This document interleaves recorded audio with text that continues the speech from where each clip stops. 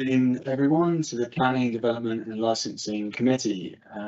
Just want to welcome you all here this evening. I think the first part would be the public participation. So, would you like to talk? Is it on, or do I have to switch it on? I think you've got to press the button on top. Should be. As you bring it forward to. No, Should be on. should. Like us to the rescue or something. Oh, it's just bring it forward to yourself. Is it on? If you bring it closer to yourself, it'll. Where's that? That's it. Okay, thank you for letting me speak. This is about the pound stretchers modification path order. I've been asking for this path to be added to the definitive map by way of a modification order. I explained the process to staff and it was agreed the Town Council would progress the application for and on behalf of the public benefit.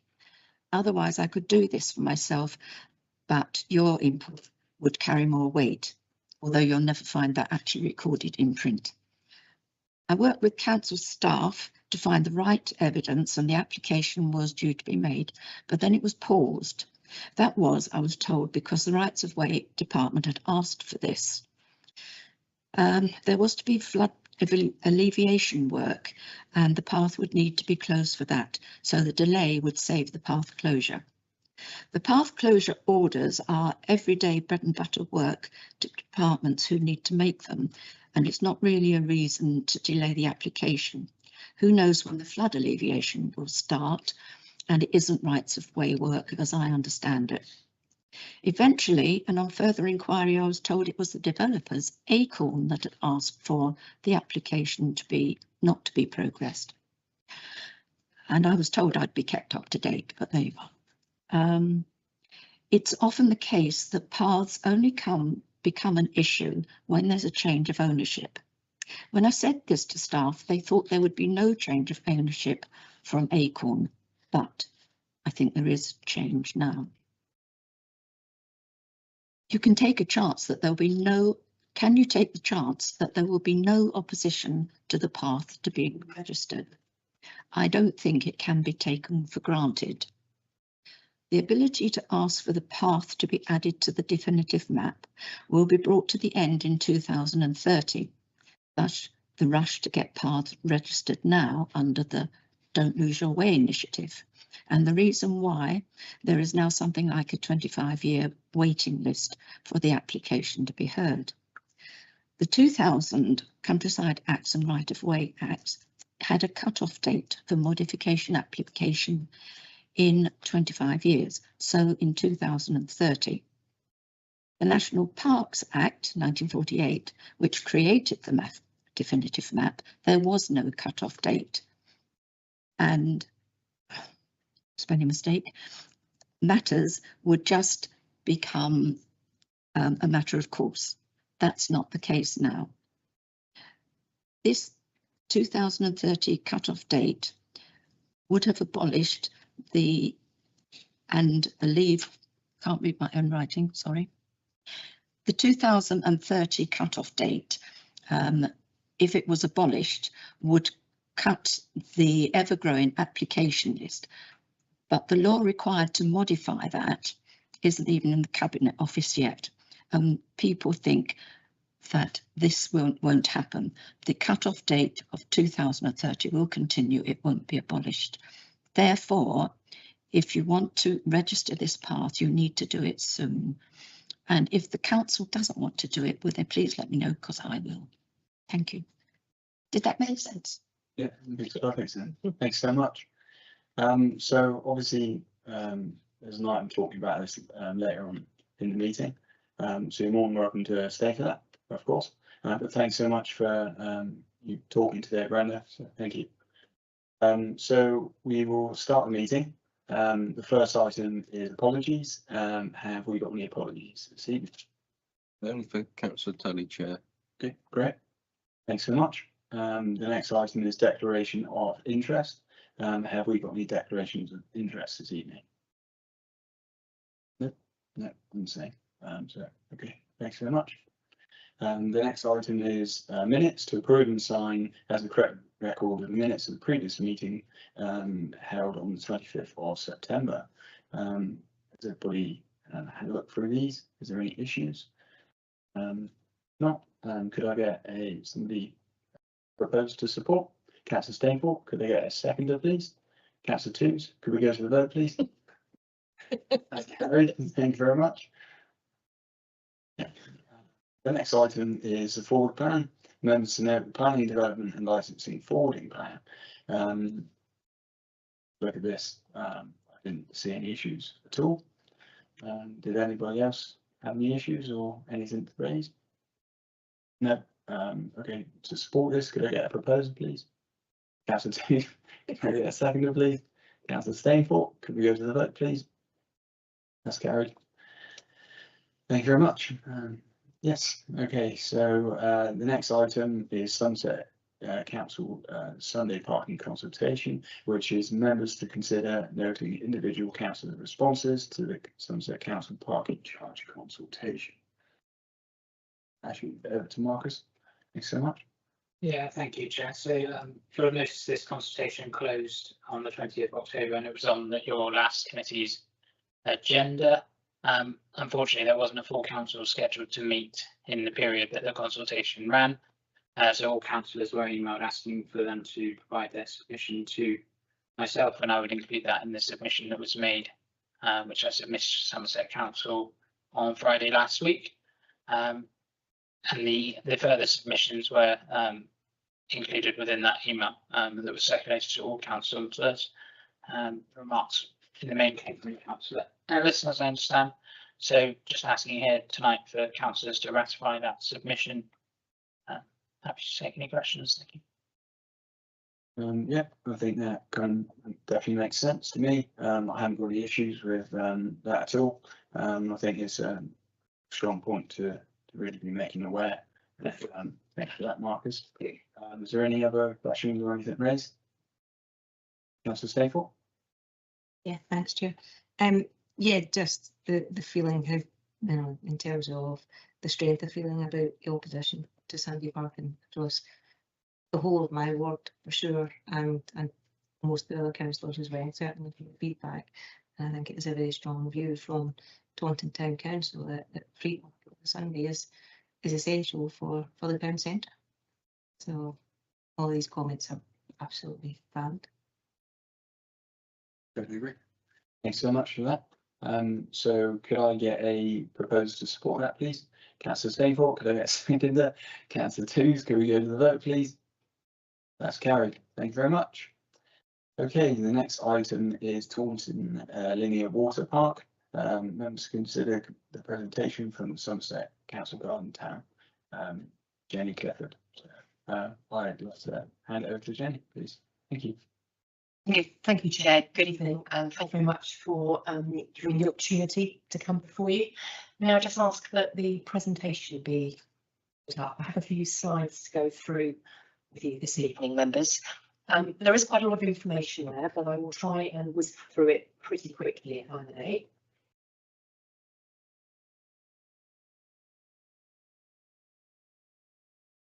Thank you.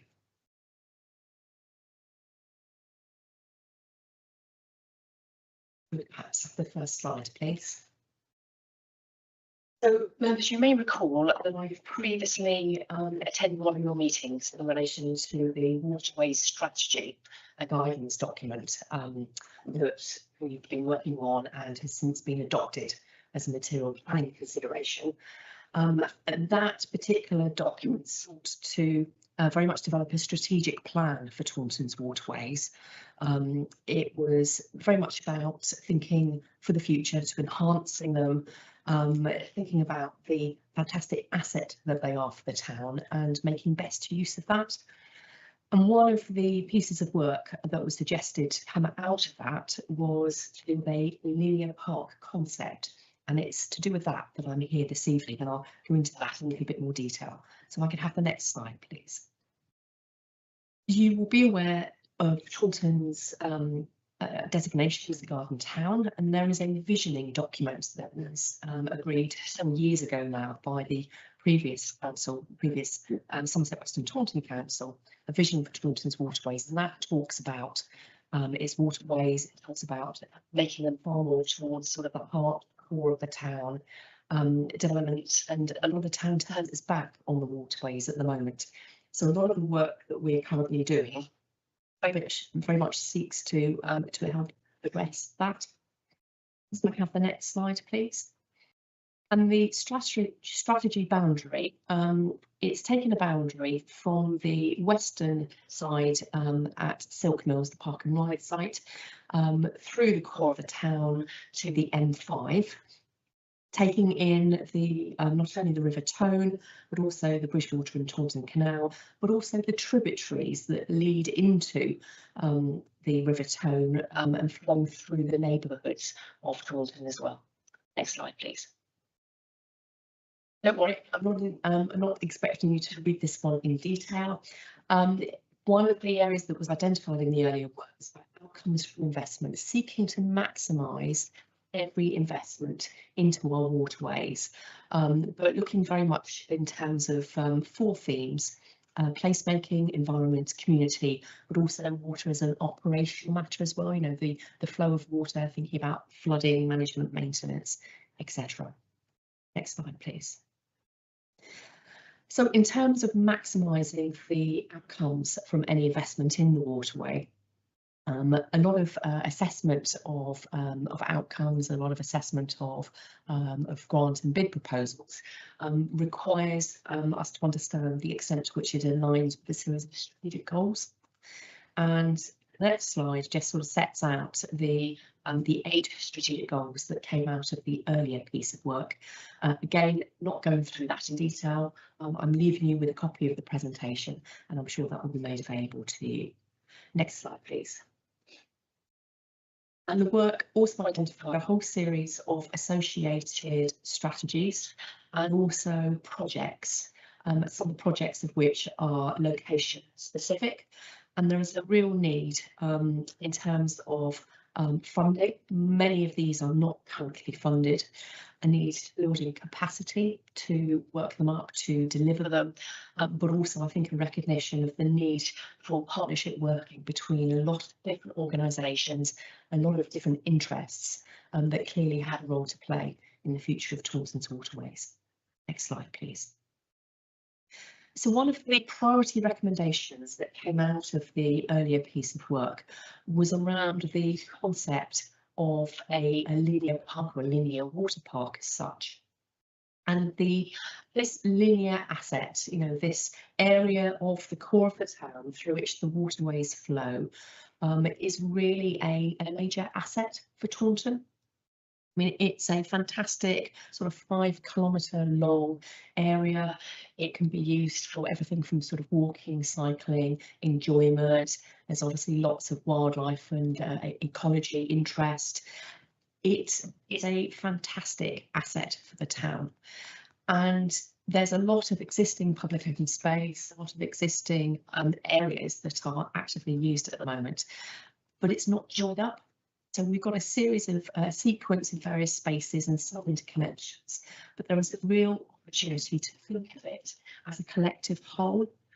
So to raise momentum, to really get a common understanding of the whole waterway corridor through the middle of Taunton. So there is, I think, very much an ambition to implement a whole potential series of improvements and projects through the centre of the waterway at Taunton. We've been undertaking through this latest piece of work some engagement very much with different bodies and organisations, and obviously yourselves, you're one of those. Next slide, please. So I mentioned this green asset, this 5-kilometre long asset, and this concept drawing that our consultants have put together sort of just very much sort of starts to try and suggest that. And in terms of the next slide, please. Again, it is very much sort of picking up on these wider connections. You've got links through some of the tributaries, you know, the Sherford Stream, for example, the Garmenton Stream, through into our neighbourhoods, and a real relationship with the waterways. Next slide, please. And I've mentioned in terms of themes, environment, community, placemaking and economy. And there are a series of potential sort of locations along that waterways corridor that perhaps we can expand upon and start to try and illustrate the extent of the potential ambition in terms of potential enhancements or potential projects. And this slide sort of seeks to start to identify that and sort of show some potential core areas. Next slide, please. And then the document that is starting to be worked on and put together will also really start to show a vision. It can show some sort of precedenting images of the sort of thing that potentially could be achieved. Next slide, please. So the document that's being worked on, I think one of the things that is important to recognise is one of the main purposes is very much trying to help the case of future bids for funding. It's the sort of document that you put on the table at the beginning of a meeting with a funding organisation to articulate, this is our vision, this is what we're trying to achieve over, say, the next sort of 25-year period for the waterways in Taunton. This is what the waterways mean to the communities that make up Taunton. So it's starting to try and put some sort of form through a document, a succinct document that would sort of very much act as that that piece to demonstrate our ambition. This sort of sales pitch, this persuasive document, a compelling vision. So the next couple of slides are really sort of starting to give you an idea of the sort of content. So it's just an example. The content's not really fixed yet. We're in the middle of discussions with various bodies and stakeholders on that. So I wonder whether we could just sort of slowly go through the next couple of slides, if we may. Again, this is to just give you a feel for what the document might start to look like. So clearly there is content around each of the 4 themes. Moving on, there would be sort of double page spreads. On the left hand side, it would be illustrating sort of one of these potential focus areas with a series of precedent images, some information, for example, on particular projects or enhancements. And then on the right hand side, a series of potential graphics. So if you were walking through the waterways corridor, say in 25 years time, and you were taking a photograph, and it might sort of start to, in an illustrative way, indicate what might it look like, feel like, what might we see, but in hopefully quite an engaging and sort of colourful way. So next few slides again, if we may, please. So again, just working our way through sort of the environment side of things, working our way sort of through the economy. And then that brings us to potential graphic styles. And I've included a couple of slides on this. So this is some work that LDA Design, who are our consultants, examples of what has been achieved elsewhere. So this one comes from Manchester, and it's the waterways in Manchester, which they very much identified as their green thread through the neighbourhoods of Manchester. Again, next slide, please. And again, just to give you an idea of the sort of thing that can be achieved. And then there's one further slide around sort of types of graphic styles. So again, I'm just trying to give you a feel for the sort of document that the intention is to produce. So in terms of things like the economy, again, if we're looking to paint a picture for what Taunton's waterways look like in 25 years from an economic perspective, this is sort of just a bit of a prompt slide. So how might our waterways start supporting local businesses, tourism, sustainable growth? Keen to hear whether you've got any reflections or idea about that. Next slide, please. Similarly, communities, how might the waterways contribute to our communities? What meaning do the waterways have for the communities of Taunton? What opportunities might there be? How can we make improvements? How can we also get some momentum, get some buy-in, get some enthusiasm for this for our communities? Next slide, please. Similarly, from a placemaking perspective, so if we're looking forward in 25 years' time, what has changed? what do we want to stay the same? What influence does perhaps the history and the heritage of Taunton from a waterways perspective have upon the future sort of shape, the future identity that we might want to think about? And then our final theme is obviously one of the environment. So again, how do we want to perhaps enhance the environment? What does that look and feel like? We know we've got a very much a challenge around climate change. How do we might want to think about resilience, biodiversity, and enhancing nature, you know, through this particular waterways project as well? So some very much sort of some open-ended questions there.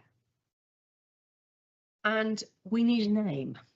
So clearly at the moment we're talking about, you know, Taunton, a linear park. Well, a water park, that sort of makes people think of something like a recreation park and where are the slides. That's not really what this is about. Is there something in terms of a name that has real meaning, could start to again help this funding sales pitch? So if there are any ideas or suggestions around a name, really keen that we get that. It's not for our consultants, it's not for Somerset Council to suggest a name. Really keen to get some feedback and get some ideas going around that. And in terms of next steps, well, you know, clearly we're going to be looking at all of the feedback. There's a refinement and obviously a process of working up this particular document. Our consultants have got a bit of a job on it because, you know, they need to produce it towards the end of this month, and that's coming up rapidly. And the intent is that it will be finalised towards the end of November. But we're also, through this commission, going to be building some Taunton Waterways specific website pages on the Somerset Council website. The idea being you can see not only the whole corridor, but sections through it. It's an opportunity to add in particular projects, particular sort of opportunities. I would also want to perhaps add links through to other organisations and other relevant projects. So I think my intention through this is a bit of a one-stop shop within the Garden Town pages on Taunton's waterways. So again, I'm very aware that from a town council perspective, you've got a lot of projects, a lot of activities, a lot of interest taking place. Being very much again to see, can we work together on some of these things? And then the intention, project completion, mid-January. And obviously we will get this live on our website. It's going to be not only electronically, but also a physical document as well. And we're hoping that it can start to really build some momentum and get people excited and get you know, a lot of action, a lot of things initiated, and start the process of hopefully getting some funding rolling in to actually be able to deliver some of this. Thank you. Thanks so much. Really do appreciate it. And thanks so much for explaining it in depth and doing such a great presentation. So thank you. Right. Has anybody got any things they'd like to say?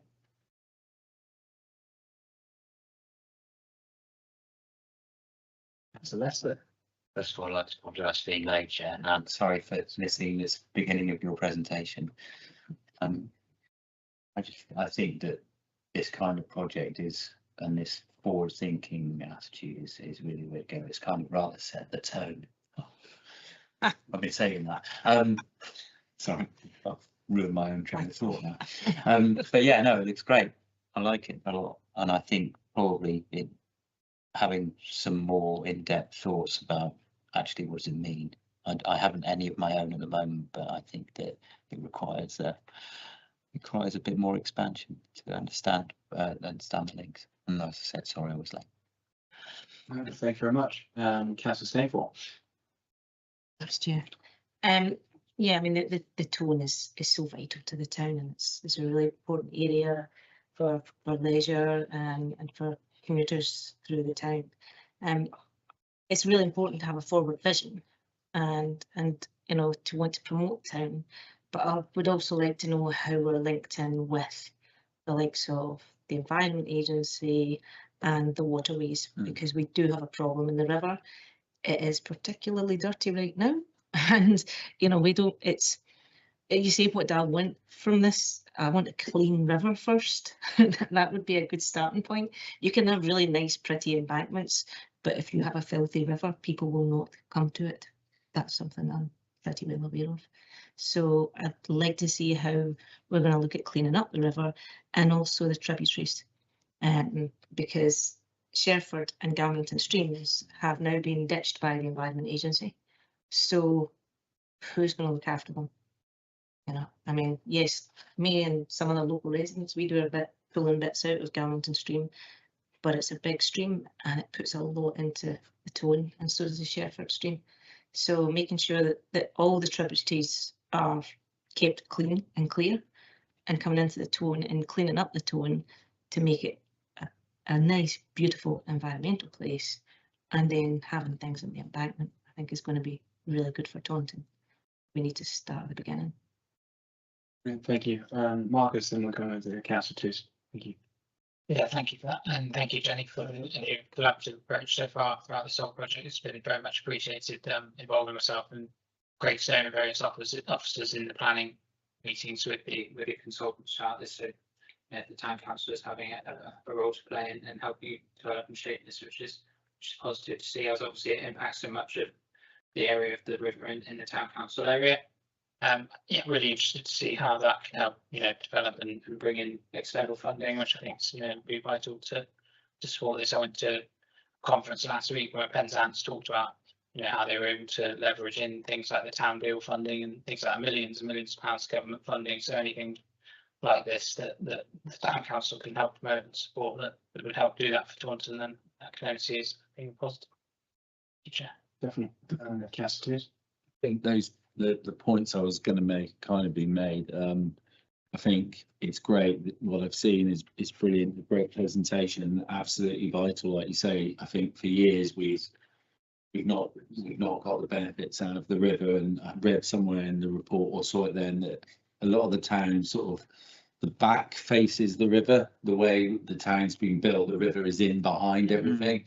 And if you go to a lot of cities, I know we're not a city, in towns, they do exploit the river. Particularly, I spent a lot of time in Liverpool, and along there. It's maybe not the right example. It's Big River, the Mersey, but they certainly use that as a selling point for the city, and the banks are open a long way, through the town. It's sort of like the backs of everything. I can't think of anywhere in town where you can sort of sit really and enjoy a drink or food next to the river. I guess one of my questions was, and it was alluded to by Marcus, that there are pots of money and funding available. Do those funds sort of stipulate more specifically? Could you give some examples of what a pot of money sort of may be used for to start with? And also, Councillor Stainforth's point, I think we've seen a lot of sort of general maintenance. I know this isn't the conversation here, we're looking big picture and forward, but I think a lot of residents look at the kind of general upkeep of the riverbanks now that the Environment Agency is under pressure. And I think there's so-called quick wins. We could cut back a lot of the maintain the river would make a big difference to start with. But I understand, Jenny, that's not really your remit, but it makes a point that there's a lot of smaller things we could do that would make your job moving this forward easier and get people's interest. And finally, looking for a name, the obvious thing, and I know a few people that could share it on some well followed Facebook sites, is to ask the general public for ideas, but you have to kind of introduce at the same time, I guess, what this is to the Tools River. Yeah. Toosie Walk. Sorry, there's quite a lot there, but I think the general question was about like what types of fund we Penzance as example. There are funds there when we get there. Yeah, that's great. Thank you, councillors. A couple of questions there, if I may. So first of all, there was one talking about the cleanliness or lack of cleanliness of the waterways at the moment. This has been a consistent piece of feedback that we've had in quite a lot of our discussions with stakeholders, that if the water is not clean, that limits the likelihood and appetite for people actually getting on the water, in the water, sitting by the water, seen as very much being, you know, absolutely intrinsic to get that sorted. We are liaising with the water stakeholders, so the likes of the Environment Agency, Wessex Water, etc. One of the intentions is to very much to get feedback on this work. We did a management and maintenance plan as part of the previous stage. There is a job, I feel, to get, I think, some clearer commitment from other organisations to that. So I think we're trying to influence, I think we're trying to find what ways we can to have some of those conversations about water quality, recognising just how important it is. And I can see some ongoing workshop sessions, you know, with some of those water quality and sort of water stakeholders. In terms of some of the other questions, I'm going to take the funding one if I may. The strategy looked at potential funding sources. So there's a whole chapter on funding. It's fluid. Funding sources come and go. They're tailored to different things. But I think what is consistent is the need to sort of be proactive and work in partnership on them. In terms of examples, I mean, there's funding periodically available from Homes England for various things that again linked probably more to development, but there might be some enhancements potentially on the back of that. Active Travel England, for example, if we're talking about routes and connectivity, there's a whole raft of different funding bodies and organisations. For me, it's a question of keeping tabs on what's out there. Some funding requirements. So the town council, yourselves, you may have access to funds that we as Somerset Council don't. Other organisations, voluntary groups may have access to things. So it's about communication and working together as well, I think. And in terms of sort of feedback, really happy if councillors, if you have any further thoughts, if you want to get in contact with me and pass those on, Marcus has got my details. Really happy that you do that. Okay, well, I think that's everything. If I've missed anything in terms of questions, please let me know and I'll have another go. So I think, Marcus, you just want to come back with one more thing, and then I'm just going to say something. Just on sort of the question about the EA, we have put in an inquiry to them, and they came back and said, whilst it is true that the Environment Agency is withdrawing maintenance from certain watercourses in Somerset, we are not withdrawing maintenance from any of the critical ordinary watercourses within the area of Taunton Town Council. These watercourses were included in the initial consideration for withdrawal of maintenance. However, we ultimately decided that they are of high consequence, so were removed from consideration. We endeavour to continue maintenance on these watercourses when resources allow.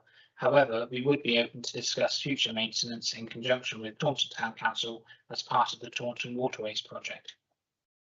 Yeah. Marcus, do you know if they backtracked on the Garrington stream or the Sherford stream? Because they are major tributaries actually into the River Taunton. Are they defined? Sorry, Chair. Are they defined? Then when the first one they were supposed to be being. I can double check that. So I guess a written response to that's it. Yeah, because in the original plan was that they were dropping those out, and they just said they didn't have enough funding for the upkeep of these streams.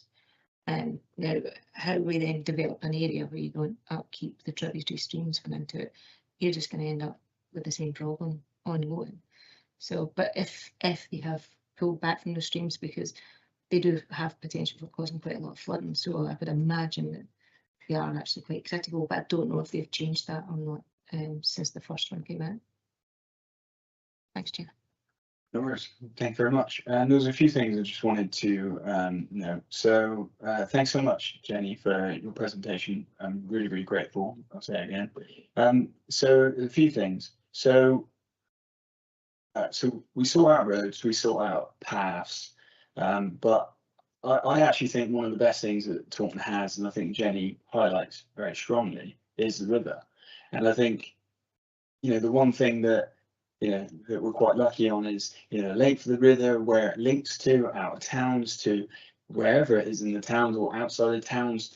but to actually, like I say, be in the river, to whether that's on a kayak or even if it's on a paddleboard or possibly even swimming, I feel like what Jenny's doing is amazing, and what Somerset Council putting forward is amazing. But I think just about Councillor Stainforth's point, you know, let's say the river's been horrendous for the last 100 years. Are we just, you know, wheel spinning while, you know, the river's just horrendous, you know, and unless we actually sort this, I actually think how amazing it would be as an achievement, instead of, you know, a lot of time being spent on an amazing presentation like this, is possibly Taunton town to achieve the most cleanest river in the country. I think that's a better achievement, and how amazing it would be to spin from one end of Taunton to the other end, to actually bring people all the way from everywhere in the country to want to do that. Which then brings me to my next point.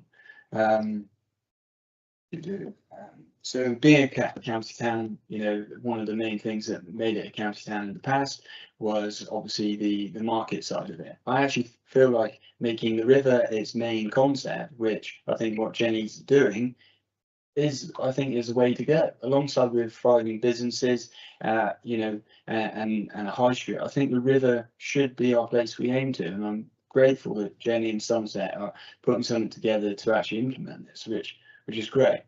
What was the other thing? My last thing, I think, yes, the river's bad. I think links from, have we, I don't know whether Jenny or Somerset Council have, but have we looked at, you know, with the implementation of this this scheme, have you put out to private or even people of Taunton, whether they've even got options to even help with this water park scheme?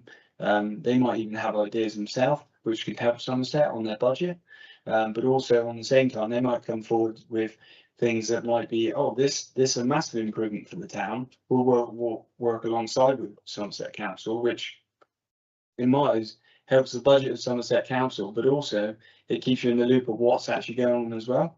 I think there should be a massive, you know, Taunton works with everybody, but I know there's a few points there, and I don't want to confuse things, but I really do think, you know, instead of putting a massive lot of energy into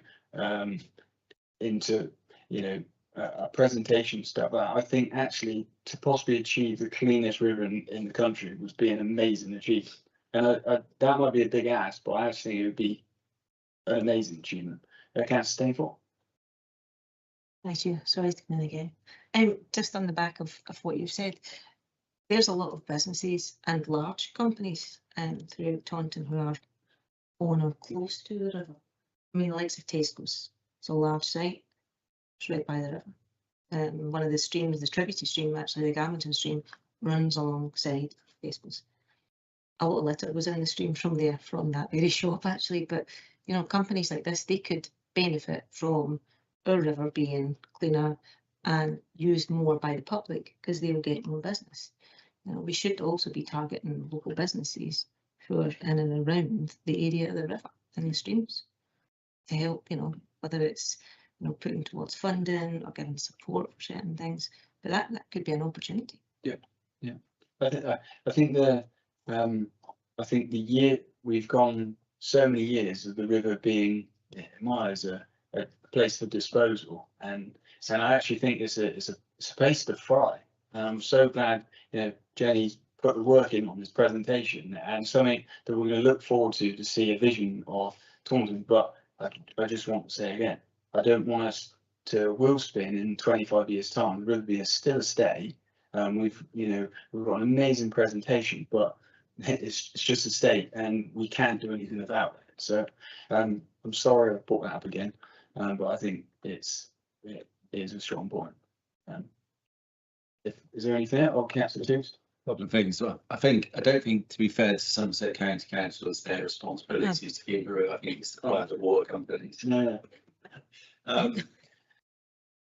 I think this is an obvious point, but I've just been reflecting on this. I think a lot of the public will see the benefits of a commercialised river through a certain section. I think one of the great things about the river and the canal is as soon as you start to leave the town, the priority should be on, I think there should be a clear envelope or area where we're exploiting the river in a sort of commercial way, but we should really work to, when you get out to a certain area, the absolute focus is on cleanliness, maintaining peacefulness, cycling, walking. I think there would be obvious objections if we started trying to put bars and cafes. You know what I mean? I think that's obvious, but I think it's a point that, you know, that's worth raising. I thought there was one other thing I thought of, but it's gone now. Yeah, that's great. Is there anything else anybody would like to raise? Well, I say, Councillor I think this is possible, but I don't think this is possible. And I don't really want to raise the spectre of bridges.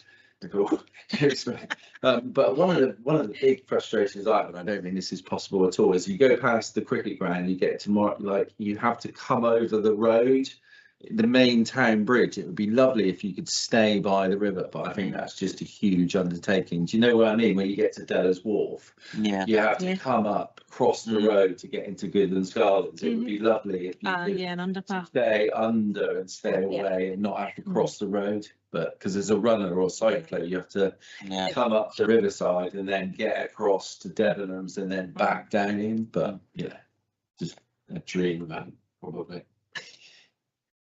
Such a pity that I can't say anything because I got so much going on in there. Sorry, that's my fault. I've triggered that. Sorry.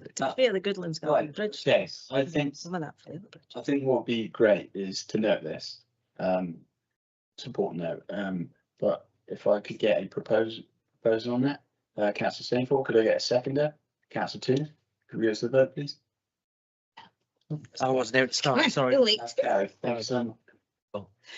Thanks so much. And is there anything else you'd like to say, or? Other than thank you very much, and I look forward to continuing to work with the town council. Thank you very much. If you'd like to stay, you're more than welcome. If, Big statement, maybe. Gets really raucous later. Yeah. Just you. Right, the next item is a panel stretcher site right of way application to consider the reconsideration of December's 2024 committee decision in regards to the pound stretcher site right of way application. I think I'll hand over to Tilly. Thank you. Thank you. Yeah, so the purpose of this report is to reconsider the committee decision that was made last December, whereby we decided to pause further action of the right of way application and to now reconsider this due to further information that we have received. Our latest update includes recent news from the developer who has confirmed that they will not be progressing with the proposal for the flats as they had outlined previously. So we've contacted the team at Somerset Council who are working on the flood defence scheme, and they've requested that we hold off submitting an application until works are complete. That's due to various factors and complications as listed within the report. So to conclude, we're proposing to keep the right of way application paused until further works from Somerset Council as mentioned are complete.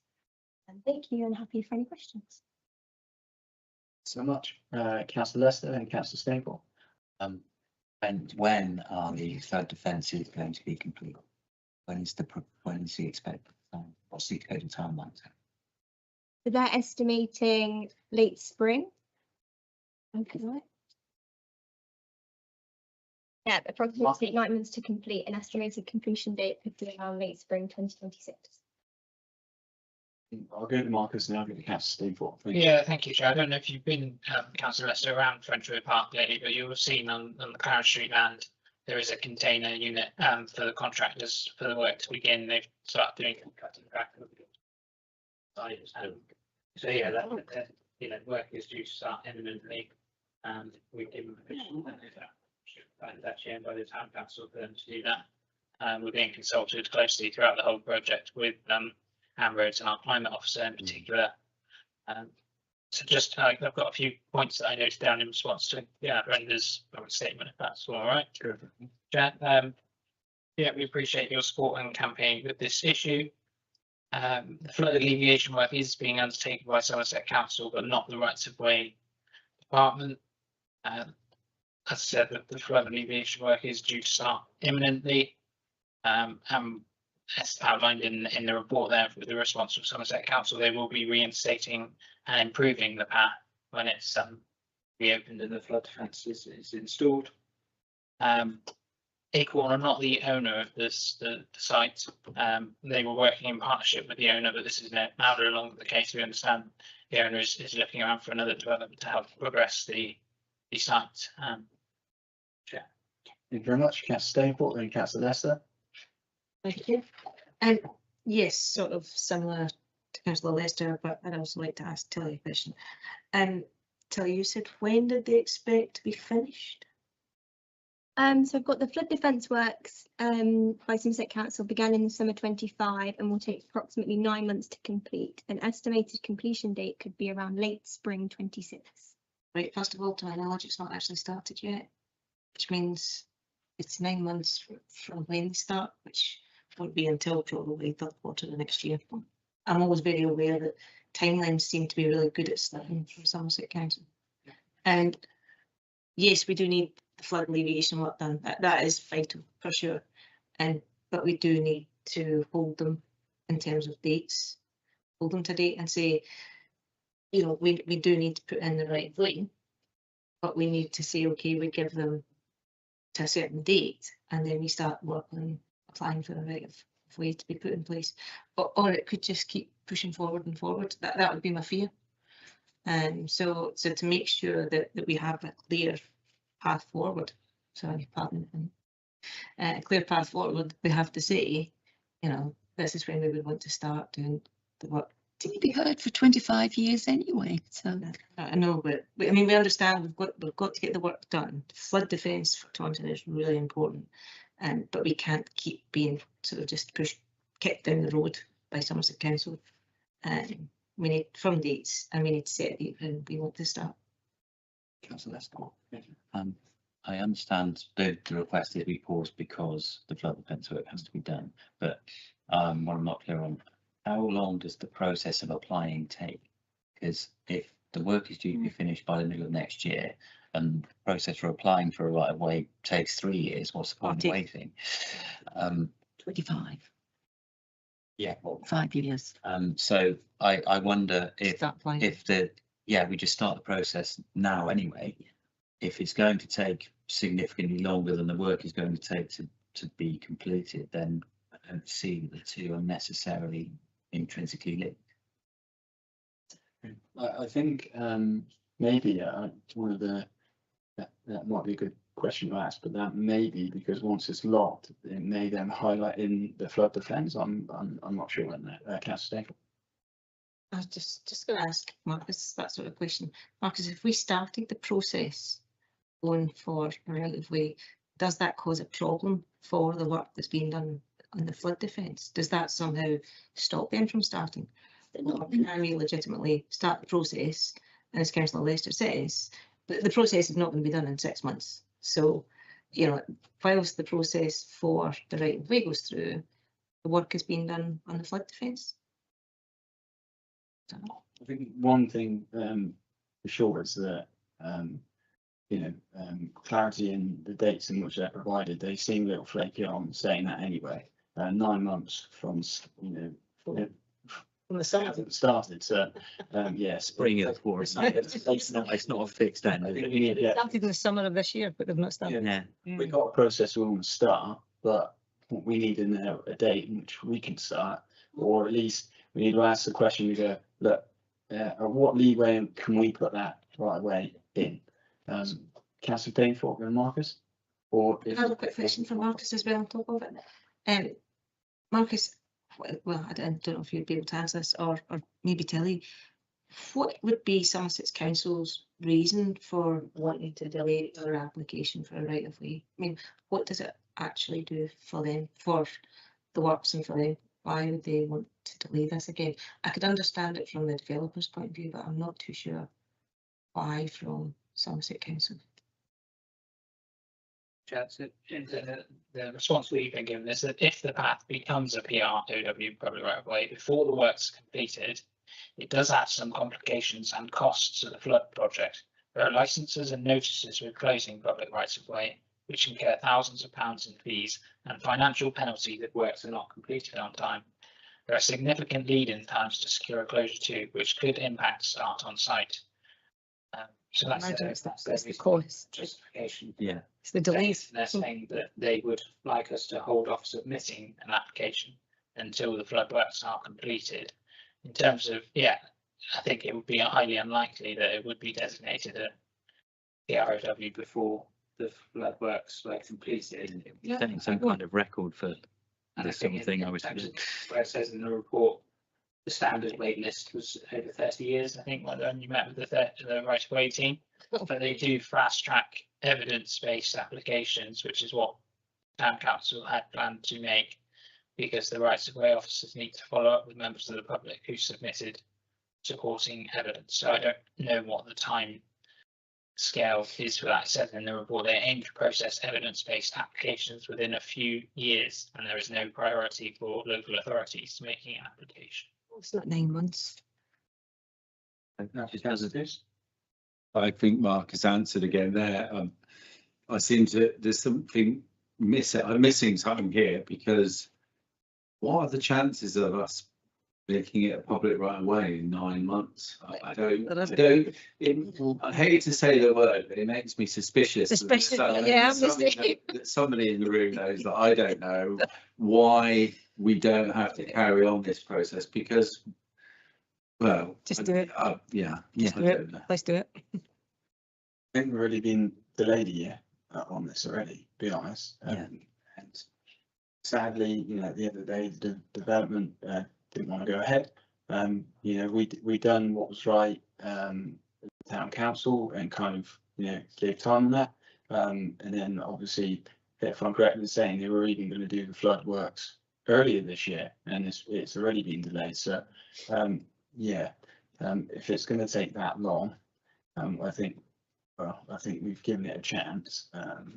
Yeah, is there any comments? What's anything? No, sure. Councillors?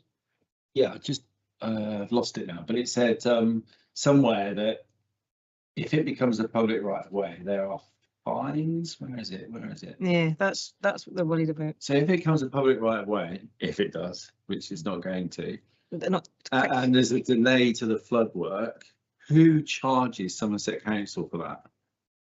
Another department within Somerset Council, the public rights of way team, us? I'm not sure. I'm sure it says here. Well, I've lost a bit where it says. Yeah, which incur thousands of pounds in fees and financial penalties if works are not completed on time. So if the if it was a public right of way and the flood defensive wasn't completed on time, who's going to charge the council with the fines? The council? Or us, or Exactly. Another one to raise as well. Yeah, Sounds a bit too. I fully understand when rights of ways get put in place, you know, the complication of the job, obviously more time, like you say, fees can be put on top, but I don't know, so, but like Councillor 2 said, something just doesn't sound right, and the time in which they said that this could actually take to get put through just seems like, well, 9 months isn't really going to make an impact on 20, you know, for how long they said it right away would take to get put in. So I mean, and the only, sorry, Chair, the only other thing is this, you know, I don't want to put officers under pressure to start the process if there isn't capacity. That's a slightly different question, Marcus, but actually, we'll go Marcus, I'm going to stay in Councillor Steve. As I understand it, Chair, the forms that we submitted from the public are, you know, all collated and ready to be submitted. It would just be the actual act of submitting them. So in terms of capacity, I don't imagine it being a huge amount of work for us. Thank you. We'll go back to Councillor 2, then we'll jump to Councillor Steve. What was I? Yeah, just be clear. I mean, I don't want to cause Somerset Council undue problems by delaying this by submitting the report for 2 or 3 or 4 months. If there's something really that's not going to help by us doing this, then I don't want to do it, you know, but I need to know what exactly that is. Do you see what I mean? I don't want to cause fees or problems or whatever, but I can't see it, Chair. I can. Thanks, Chair. Yeah, a couple of things. And I think, first of all, Somerset Council aren't being very clear as to why really they want to delay it again. And without clarity, which then is actually on their side, that they haven't made it clear, which then, you know, as Councillor Two says, you know, he doesn't want to cause Somerset Council more problems, but I don't think they've helped themselves by making it very clear as to why they really want us to delay it. But, you know, we've faced delays. This process is not going to go quickly anyway. I mean, even if it's brought forward, if they're saying 25 years, it can be speeded up. I don't think it's going to be 9 months. So from our side, I think we should crack on with, you know. Councillor But one other thing is, if we don't, a member of the public may well do that, because it doesn't have to come from the council to apply. So we need to make that decision as to whether we go ahead or whether we end up with a member of the public going ahead and putting in the application.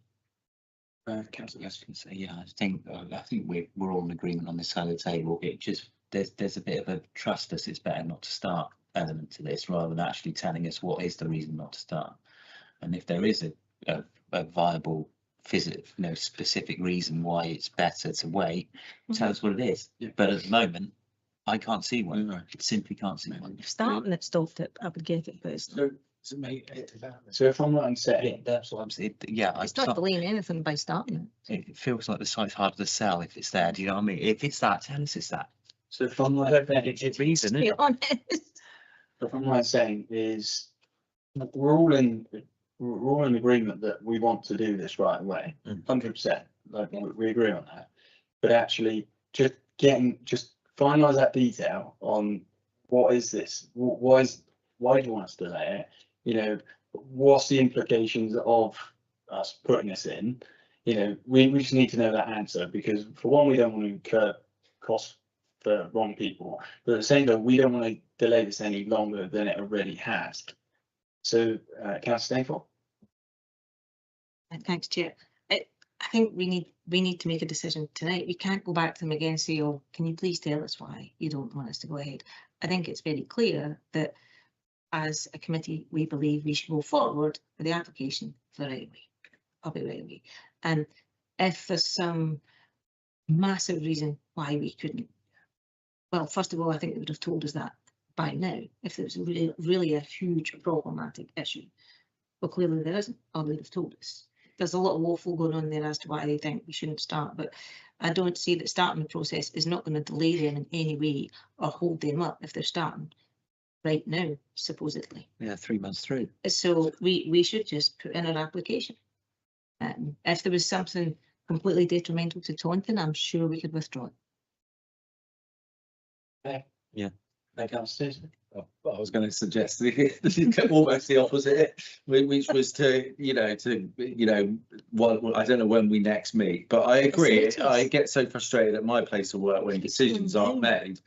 But if I don't know if the deputy clerk thinks that he can express to whoever it is at the Somerset Council that we will be imminently starting this work, unless you tell us before the next planning meeting what we're missing here. It's another month. Wow, it's 25 years. Yeah, but it's been a year. I think we feel like we're without the information that we need. But I'm happy to vote on it, Chair. Whatever.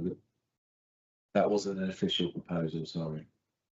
Okay, we'll go Councillor Lester, then we'll go.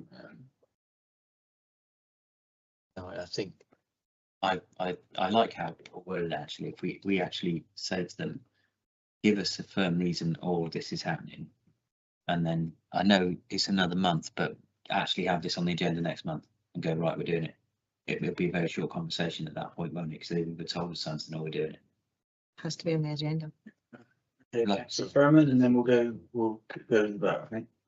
I think I will put it as a formal proposal that we do go ahead with the application, because I think we'll soon find out if we have to withdraw it. Yeah, yeah. So yeah, that's a formal proposal to go ahead with the application. I think you are allowed to withdraw an application.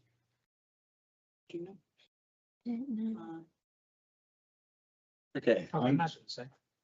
I personally think, okay, so I think, as it says in the item, to consider the reconsideration of December's committee meeting in regards to the pound stretcher site right of way application. So I'd like to get a proposer, which we have, Councillor Furman, and a seconder for that, Councillor Stainford. And if We're saying we're putting it in now. yes, we're gonna put it in now. They'll react quickly if there's a real reason. Right, so that we'll go put it in now, and then the second one will be that we wait a month for more detail, okay? But we'll I'm just, happy to stick with first. so Yeah. can we go to the vote, please, on that, please? Oh, it's- Yeah. Yeah, go ahead. Do it. Thank you very much. Thank you very much for that. Yeah, Marcus has got a face like he's going to get a ring card smelling off. Blame us, Marcus, it's Yeah. all right, don't mind. Bullshit. Bullshit planning committee. Okay, the next item is update on neighbourhood development working groups.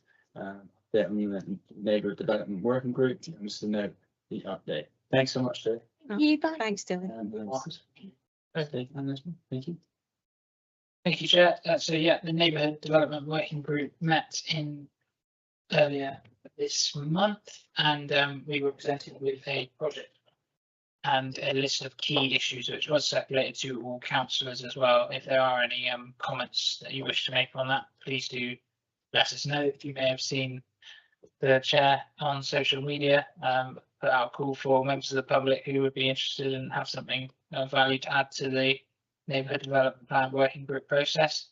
I'm pleased to say we've had 12 applications come through, so strong interest. Yeah, some really strong candidates there with a lot of interesting and diverse backgrounds, which may be very helpful for developing things as it goes forward.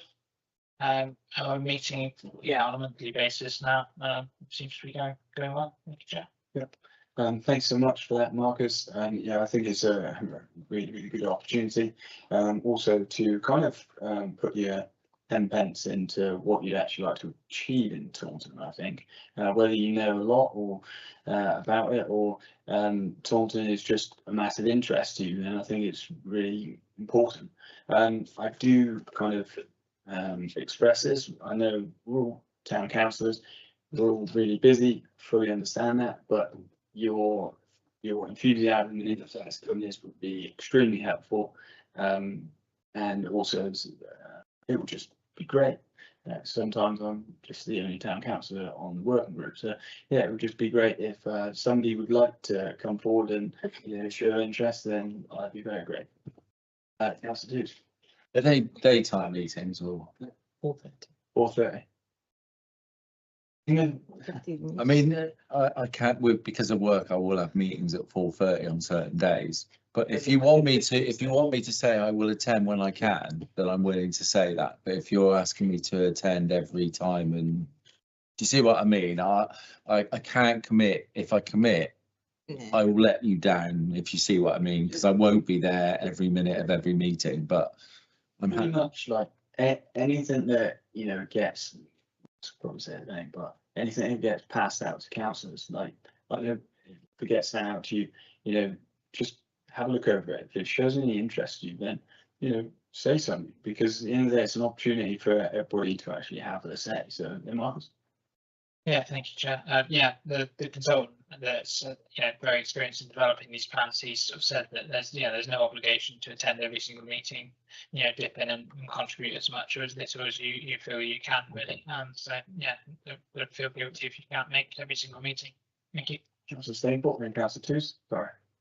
Yeah, thanks. It is one of those ones that I'd probably quite like to attend when I can. And the problem for me is work. And yeah, I'm supposed to go part-time, but I never do. And then often, sometimes the plans just don't work out. Being back in Taunton sometimes is fine, sometimes isn't. But it'd be good if we knew what was in each meeting. and to try and sort of say, right, okay, I really need to get to that one, because actually I think that would be something that I can contribute to. Could I actually ask something on for all five of you actually? Have you, like, the email that goes out that tells you when a NDP, like Neighbourhood Development Plan meeting is going ahead? Are you aware when they're going on? 'Cause if not, then obviously we can kind of create a way in which it might be a bit more attractive for councillors to actually join, because we do receive a lot of emails. So yeah. Could you put it onto what I know maybe over. That's fine. Could you? Yeah. Could you even put it onto the planning Yeah, that's cool. committee? What's that to say that it's coming up? Yeah, And just a few headlines, because that's the really easy way to see things. yeah, I think so. Yeah, no worries. Leave that. I mean, yeah. That's it. Yeah, sorry, it's just a question really. I'm probably going to answer it now. Is this a purely as Taunton Council, Town Council, or is there members from Somerset Council in the group as well? Yeah, there's I think there's one or two from Sunset Council. And who? Oh, Andy Sully. Councillor Sully's in it. But I'll be honest, the people who are actually wanting to attend the working group, their experience is really great. So I think it's a great opportunity. This is purely just a note of an update from the working group, as we're kind of the head of it.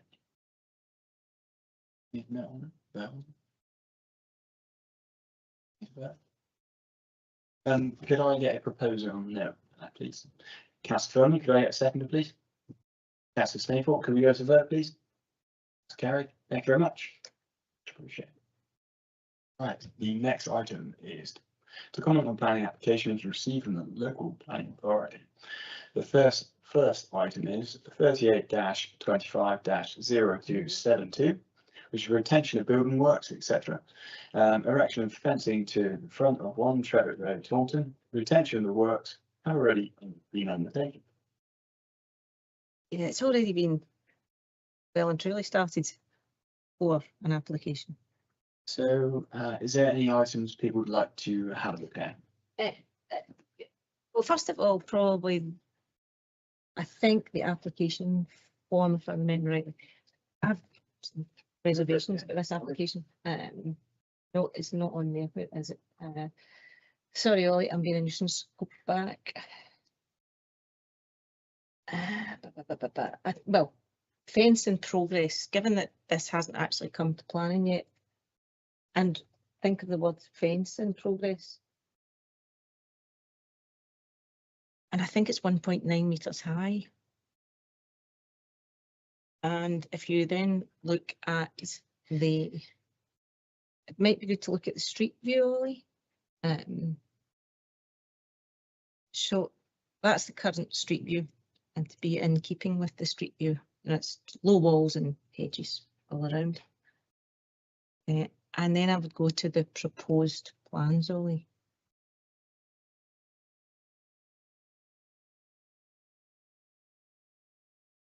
There's been a few complaints raised.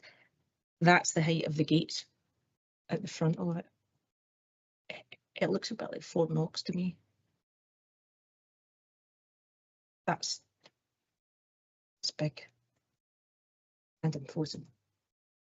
Is that on the same, that corner house? Yes. Where all those little walls are, and rightly so, the neighbours across the road have put in a complaint. Yeah,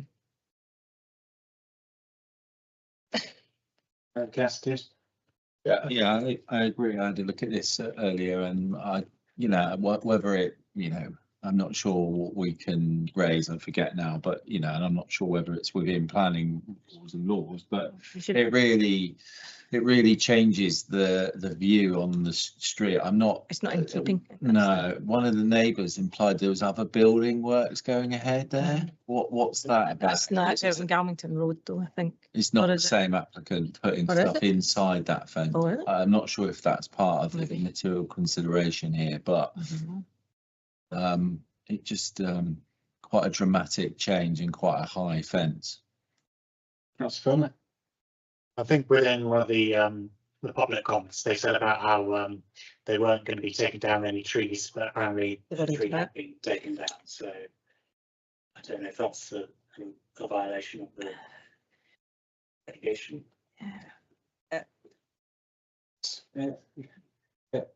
Thing is, there's a few issues here I'd like to raise. Obviously, erection of fencing. Well, the idea to me of fencing being construction is a fence. You know, to actually do boundary walls, pillars with a fence inside, in my opinion, that's a bigger job. Very loose term for a fence. Yeah. Fencing is a temporary structure. Yes. And sadly, well, part work's already been undertaken. Okay, fair enough. Wouldn't say it's the right thing to do, to then put an application in later. But okay, if that's what's happened. But the issue is, you know, the look of the street. This has now been changed. There wasn't, as Councillor Furman said, trees to be cut down. There has been trees cut down. The lack of detail saying it's a fence, but it's not a fence. There's a lot of things in my eyes just highlighting red, which I need clarity to. So, for example, in my opinion, number 2, which design and appearance impact on public visual amenity is one. Is a loss of trees because it says in the application there. I think that's a good point to raise. But also, I would say, in other reasons, please explain. The use of term fencing doesn't really is not adjacent to this application. In a percentage, I'd probably say it's more like 60% block to 40% fence. So Yeah. Councillor Stapleton. I don't know if there's anything you can say, but the fact that they didn't actually put in an application prior to putting, in brickwork, fair enough, starting to maybe dig up a bit of groundwork, but actually putting in brickwork and the pillars, and they're quite far down the road of putting in place this so-called fence. Is there anything that can be said about it? I don't know if there's anything that can be said in this. I think from memory from the training we had with Tim Burton, I think you can't punish someone for going ahead and doing something without getting planning permission. It seems odd to think that, doesn't it? But that was the You can't advice. see anything, you can't just, it's not. Yeah, okay, well, You can make a comment, I suppose, but yeah. I the don't fact think is, even if there's it, much weight added to it. yeah, It kind of, at the end of the day, the actual design is fine, but probably somewhere else. yes. It's just not in keeping, as I say, with the actual area. And like I say, the term fencing doesn't really make sense to me on this. Is there any? And this is one that's just a question, because I don't know, this is one probably from Marcus or Bryony. I don't know what the maximum height is allowed in terms of fencing. I know you have to put in your planning application for certain heights. And do you then have to have a justification, or is it just a I piece thought of? we saw the front was lower than the back, and the back was like 8 feet. Yeah, Is it on the front of the property? And it's a bit peculiar. I think it's 2 meters, Jan. It's not a meter. It's a passing a highway. right. Okay, so the 1.9 is keeping it. Right, okay, it's good to know. Is there any other comments? Okay, so I kind of get a filthy room to object to this, but for reasons of 2, design appearance, impact on public visual amenity. I say, and 5, loss of trees, because in the application it says not loss of trees. In fact, the neighbour has said that trees have been cut down. So it's just Marcus. Yeah, thank you, Chair. I guess if we don't factually know that trees have been cut, we're basing it on neighbours. Yeah, I'm not sure whether we should really yeah. maybe just say about loss of the hedging. We know for definite has been taken out from the images from the Google Street Maps. So maybe just sort of say loss of ecological. I think that's the right thing to say. Councillor Staple. Yeah, I think it's one we've got to be really careful with, because if you don't mention it, if somehow this just gets left, then does that mean anybody can just go and whip down any trees they want and just say afterwards, well, Well, actually, it was just my neighbour said there was one there. I don't know how you're supposed to tackle that. It'd be a good question. If we're not going to tackle it within objecting to the application, is where do we take it to council wise? If there's a tree being removed that maybe shouldn't have been removed, or can we just go down the ecology route and say, Yeah. I think that would be the best way. Yeah. I personally think loss of trees or ecological habitat. You don't actually give a detail on that, but you can just pick, yeah, you know, keeps it a bit number easy. 5, which is a bit broad. I think councillors. Can I just ask, sorry, and the time is moving on, but if this goes to Somerset Council and is refused, does that become an enforcement issue then, that they have to try and revert it back to the way it was? Thank you. And the only other thing I would like to say, and I don't know whether you guys would agree, is number 10, but other reason please explain, is the term fencing. It seems a bit broad. I don't know whether they can. Yeah, I think that's the right thing to say. It's misleading. I think if I clicked on this application and then clicked on the picture, I'd be like, what? Am I on the wrong? Have I put the wrong number in? Like, Yeah, I agree. so, in my opinion, so just getting a overall summary. To object on the application. Number 2, design the appearance, impact, and public visual amenity. Number 5, loss of trees or ecological habitats. And 10, other reason please explain. The word or the term fencing is misleading. Okay, great. Could I get a proposer? Councillor Lester, could I get a seconder? Councillor Stainford, could we go to the third, please? That's carried. Thank you very much.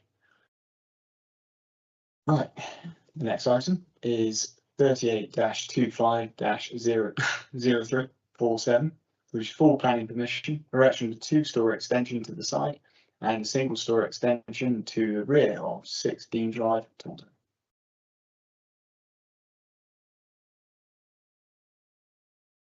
Oh, okay, we'll look at the second one then, please.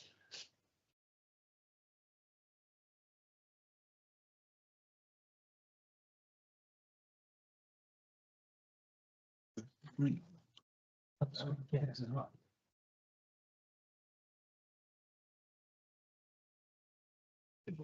The front elevation on the front elevation, that actually the front elevation on the back elevation. Yeah. Thank you. Feel like I'm inside the house now. Right, I had a look at this. It didn't, all seem pretty well. I looked at the actual application summary and There's a mistake on it. You do know that they've got the front elevation and the front elevation. yeah, I mean, that's what I was just bringing to. The back. Yeah. Elevation. Yeah, so all they've got to do is put the back elevation where it says front. But the one thing I was going to list is in the application summary, what I just wanted a bit of clarification for is it says the roof tile is matching existing, which is fine. But actually in the photos, it's a little bit misleading because I would say if you go up, sorry, Ollie, the actual what's going to be proposed. Even though they say that's going to be matching, in my eyes, I take that picture possibly as a zinc roof. I might be wrong with the straight zinc, but It'd have to be part of the thing to say it have to. yes, it's just a diagram. Yeah, I think it's badly drawn. I don't know if they're saying it's matched, then surely the words. Well, you just have to make sure that's in the comments. Yeah. That's the only thing I'd like to say is that obviously to keep the materials and matching existing would be a really good one. Was there any other comments on this? Councillor Staple? Yeah, I like the layout, the design looks good. But I went onto Google Maps so that I could have a street view. Oh, do you hang on to Google Maps? But first of all, when I looked at number 6, I thought, well, that won't work because it's got a linked attached carriage. But Google Maps is wrong. That's number 7. Ollie, turn the camera around and you'll see number 7. Nope, round. Round. It's basically facing backwards. Going. Back around the other side. Oh, right, no, sorry, you started it. But if you go slightly to the right, Now, what worries me, and I don't know, see the house to the right, there's windows up there, so it's going to be a 2-story extension. But do you know how far that back goes to further the windows from the house next door? You can't see from above because they haven't put plans from above in terms of the house and the neighbouring house. So I don't know how close that is, and I don't know whether the windows would look straight into it or not. I just couldn't see. They haven't got a block plan on this, have they? No. They haven't got a block plan for that. No. We normally share. I don't know how it impacts the neighbours. There's no complaint on it. There's no objections on it from any of the neighbours, but I don't know how, because the garage sits quite far back, so the extension was further back. You can see from the side elevation and the upstairs, but I don't know what that's like in relation to the house next door. I can't see it. I personally think, looking at what they're actually doing, I don't think obviously it's going to make any difference there. But I do think the block plan would be helpful because, yeah. do agree. See if you go into maps, Ollie, if you just go into, not onto Street View, but onto the actual maps.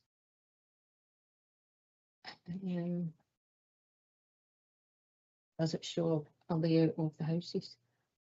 Yeah, Rowan, there it is. You see, Satellite, yes, yeah. you do satellite view, yeah, hey, well done. See, There we are. Brian's good to see up there for thinking thing for dancing. Right, see, I think it potentially will. I mean, the neighbours haven't said anything, but I think it will actually be right. But I suppose as long as they don't have any, I know if there's windows opposing each other, they generally put in an opaque window. Yeah. So you don't have people looking directly into one another. Well, we can Make a comment on that if there's any. that's in the application on the window. If we go on propose. And there's nothing Then else saying, I would- so it's fine. Yeah, fine. And if the neighbours haven't said anything. Yeah. Like I say, the only thing I would like to just note on this application is to support, but just to say to make sure materials are matched to existing. Yeah. I think we covered all bases then. Is that Yeah. right? Yeah. Okay, so should I get a proposed to support, please, with those comments? Councillor Toots, go out seconder. Councillor Lester, could we have a vote, please? That's carried. Thanks so much. The next item is for planning permission, 38-25-0341, which is for planning permission, changing use from D1 to DC4, class C4, sorry, for conversion of main building and rear office building into 2 number of separate houses in multi-occupancy HMOs at 27 Cannon Street, Taunton.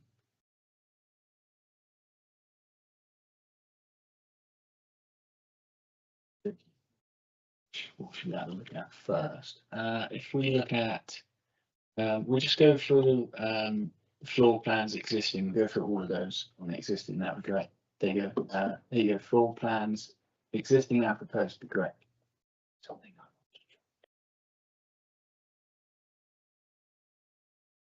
Yeah, go for it. Yeah, Marcus. Yeah, go for it. Sorry, Chair. Yeah, we were looking through this one earlier. We noticed in the planning, design and access statement that it says that it's not in the conservation area. Looking at the map of the St Mary and St James conservation area, it does actually appear to be within the conservation area. The green line goes around the, you see on the far right hand side there on Cannon Street. You can see that the public house there, which is number 25 here, and then the bit this is the building. Actually, see it is actually in the conservation area. Yep. And so in their statement, they've said none of the, they don't need to take account of being, well, I would suggest that they do. Might be worth finding that to the local planning authority would probably be worth. Yeah, thanks so much for finding that. That's great. Councillor Toots. Well, I haven't had a look at the designs or the sizes, but I think it's to bear in mind as a committee, we've always, for other applicants, that have applied, we've looked at room sizes, so I would, you know, to facilitate speed, if the rooms are still under that we should focus on that straight away and follow the same course as we followed for other applications. Yeah, good. I was going to talk about that. I thought you might ask. Yep. I had to look at it. It was quite a complicated one to look at because it's 2 buildings and it's going to be 2 buildings. They've given an overall design statement, but I think it was in the region of 170 something square meters. And that's going to be for the whole site, whereas they're looking to develop, I think it's a 3-bed and 4 beds, but they haven't given a split of which is which. So I did try and sit and work it out, but don't have enough information to be definitive about it. Councillors, Don't you stay for? Yeah. Sorry, Judy, No, you first. Oh, sorry, my last.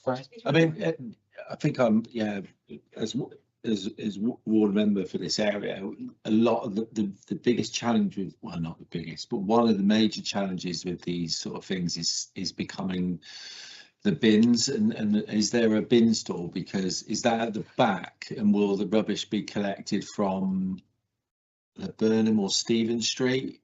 Will the bins go out the back for collection? Because more and more bins are going out early, they're staying out, and the pavement on Cannon Street just won't support the width of the Cannon Street pavement in the front, won't support any kind of bins or recycling out the front. Stable. Look at the other floors. I'd like to look at the other floors. From what I could gather, the main living area for upstairs is downstairs. I think is that what's proposed. And there are a number of bedrooms which are sharing bathrooms, which, although it's not something that's not allowed, it's not something that we generally support. From point of view that I think, you know, having gone through the last 5 years and COVID and all those sorts of things, sharing a bathroom with somebody you are not familiar with, not related to or friendly with is not a great thing.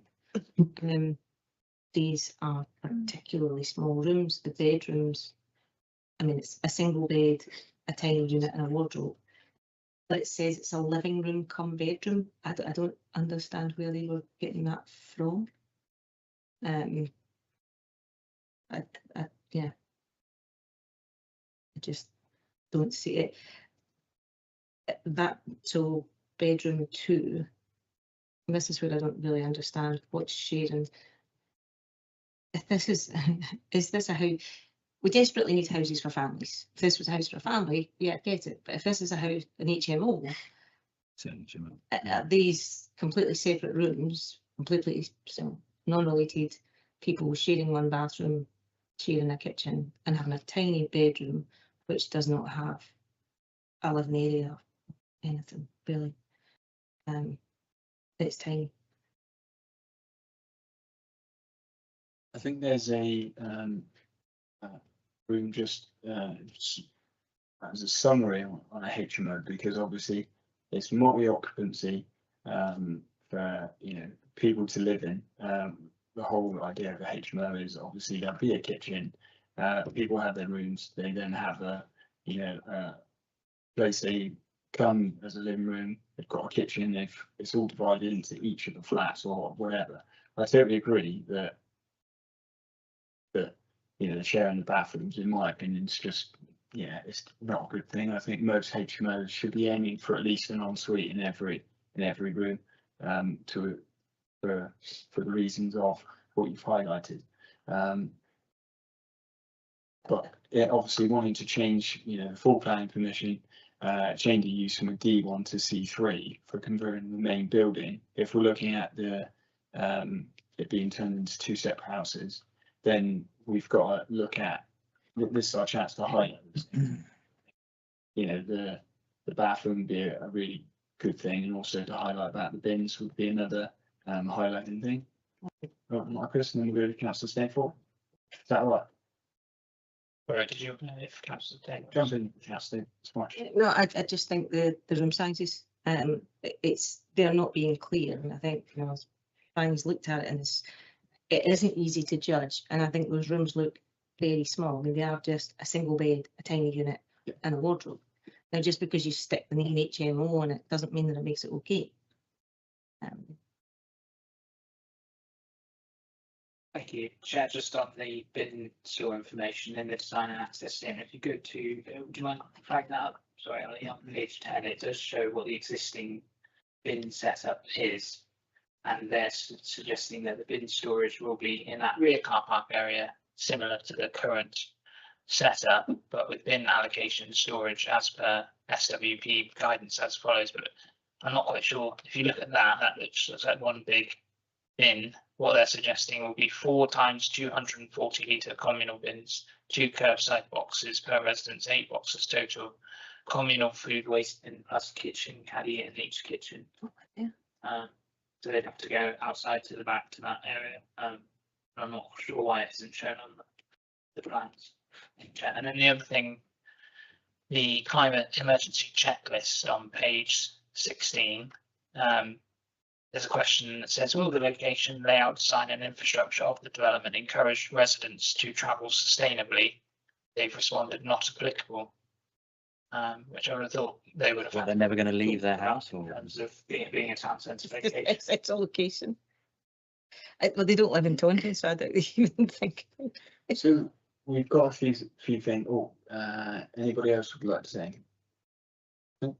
We've got a few things to raise. I'd say design. Definitely. Oh no, sorry. Number 3, layout and density of the building, which I would say in an explanation of the grounds would be we'd recommend en suites or a bathroom per the accommodation. I'd probably say another thing where I guess it would be in the other reason that it's in the conservation. You say the conservation area. So in the conservation area, and also I think, like we said about the waste. So would that be in servicing areas? Would that be correct?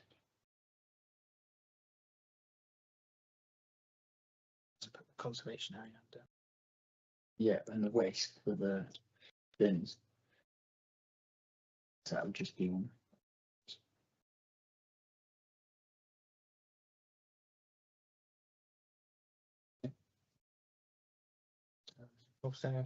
Yeah, number 6, servicing. And I'd probably say on this is to object, say, just getting a feel on those grounds. So sorry to go over it again. Number 3, layout and density of the building. I would say number 1 that Marcus said about the conservation area, and then 4, and then also number 6, which is servicing area. Would you just say, yeah, bins? it's ambiguous at best, isn't it? Do I get a proposal to that? Councillor Lester, could I get a seconder, please? Councillor Stapleton, could we go to the vote, please? That's carried. Thank you very much.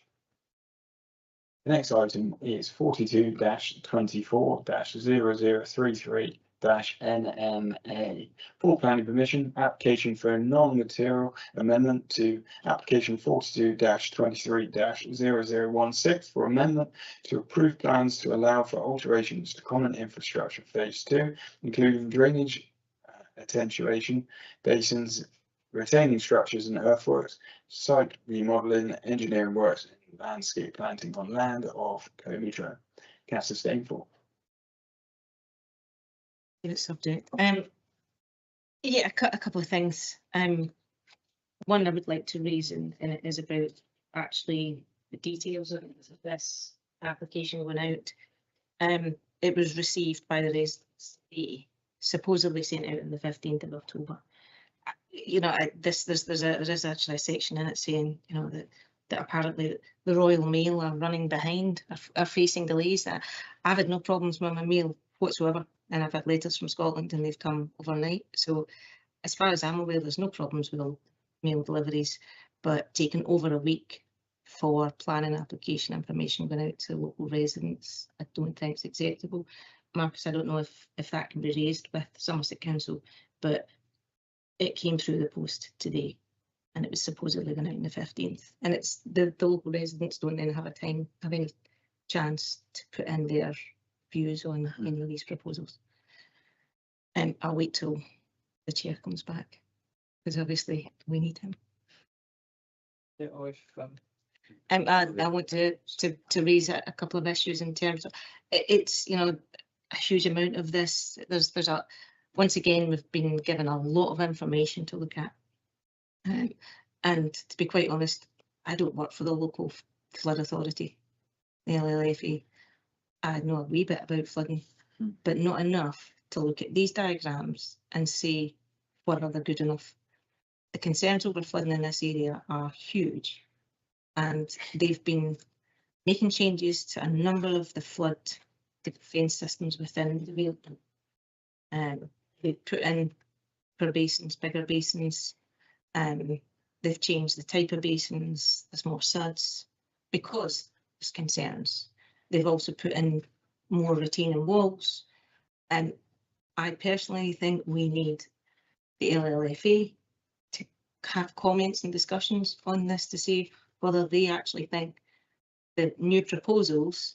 I don't know if they're non-material amendments, because to me these are serious structures which are really important to prevent any flooding that takes place in Comitro. Ollie, if you go onto the diagram, I think, because they talk about minor changes, but if you can go on to the which one? It's the covering letter actually. Ollie, I think it's in there in the bottom. I think there's some pictures actually. Sorry, I'll need you to come out there. Sorry. Yes. So next one down. Okay. If you enlarge that a bit, you can't read any of the writing on this, and there's so many points at this, and a lot of it's to do with flow rates. Flow rates. That's the bottom sort of basin there, up a wee bit, Ollie. So that greeny blue. That's basin C4. That is a very large attenuation basin.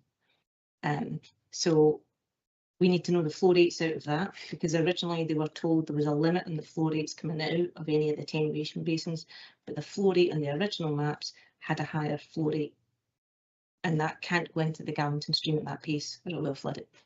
The other thing is just above, and this is why we asked to have a site visit, which we've asked on numerous occasions from the developer, and we've still not been taken around them, is we want to see what areas where, you know, Taunton Town Council potentially going to take on parks and open spaces.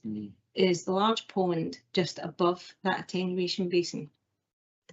I have no idea who's responsible for this, but it does have a huge sluice gate. It's part of the old watermill, and it's a very old structure. Now the watermill itself is protected, the building, but it's not been touched, and it is literally starting to crumble. Now the big worry is the sluice gate. If that gives way, all of the houses coming out of there, well, first of all, the manor will get flooded, and then the houses further down in Comitro Lane. But nobody has mentioned this pond, because in the original plans, and that's a huge pond, it's not small. Originally, that was supposed to be drained, but it's never been drained. So I'm not sure what the situation is with that pond.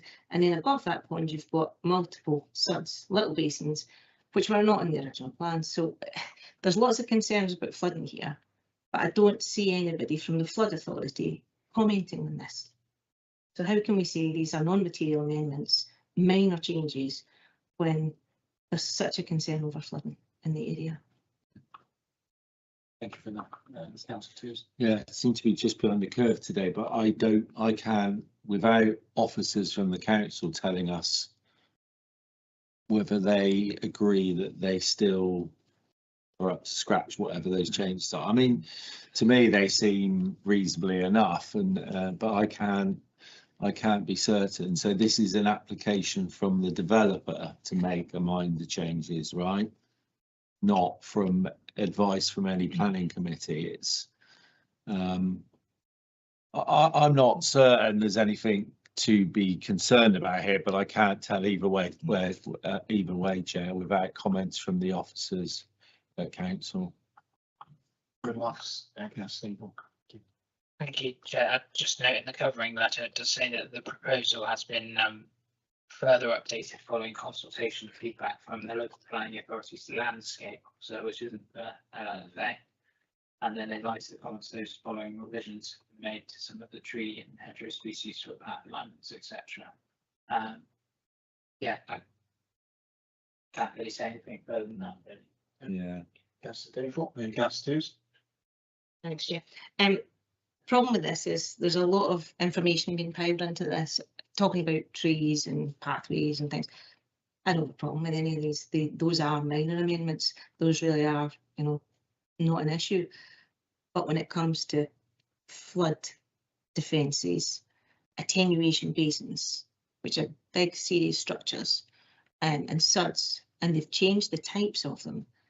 To me, it has to go through a flood authority, not some council planning committee where none of us are specialists in flooding.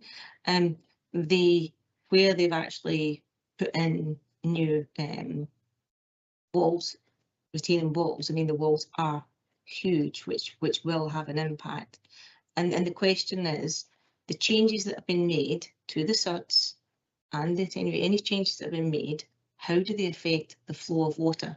It's not about the minor changes of how they make the park look. That doesn't bother me. What it does worry me is there going to be more water, and what is the risk to local residents further down? Because this all goes downhill, all the way to Garrington Stream, all the way into town and into the Taunton. So this isn't a problem just for Cometro. It comes into everybody's neighbourhood. Councillor Twos. Yeah, I'm frantically trying to double check while I'm back, but I don't think the covering letter as such, it tells us about the changes, but it doesn't tell us why. Yeah, I was going It doesn't tell us why Boyer have decided they need to make these. If it said we're making this because of this, we might have a clear idea. But like Councillor Stainforth said, if they're changing flooding alleviation things, why are they changing those from the original? You know, we're back to talking about the rights of way. It's the same I'm feeling. not certain why they're doing Yeah. it. It might say somewhere in the covering letter why. I apologise if it does. The flood authority would have, you know, commented in the original plans. So Do you think it, Marcus?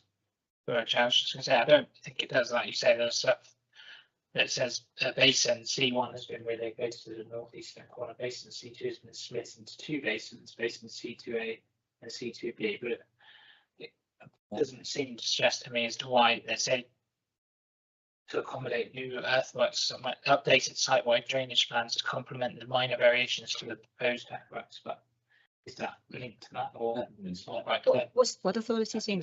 Because they would have passed the original plans. Just in my opinion, that just sounds like they're, you know, jazzing up a few words to, you know, to not make any sense. Yeah. I think we need a bit more clarification on some detail. There's literally, We need a reason. And there might be a lot of detail in this application, I give them credit, but actually the reason why there's no details. Councillor Stainforth and then Councillor Lester. And can we ask for clarity on why they've made the changes and what the changes will do for the area? And can we ask for the local lead flood authority to be party to this, because they had to comment on the original application. This goes back to, I think, is it 2019 or is it before that actually? The original application. Oh, the original. The original one, because this comes off the numbers actually there. 42230016. Yes, that's the original application. Now that would have been the flood authority would have looked at the original application, but surely if they're making changes to suds and attenuation basins, then we need the local flood authority to comment again and to say whether they believe they are good enough or not. That's the list. Yeah, I was just going to say there is a lot of detail in there, but that feels like it's designed to be impregnable to someone that doesn't know what they're reading. I don't want to be a conspiracy theorist, but it's almost like they made it too complicated for someone without experience as a flood management person to understand. So we need, I reiterate what Julie says, we need to know why, and also just try and be clearer. I know these things are complicated, but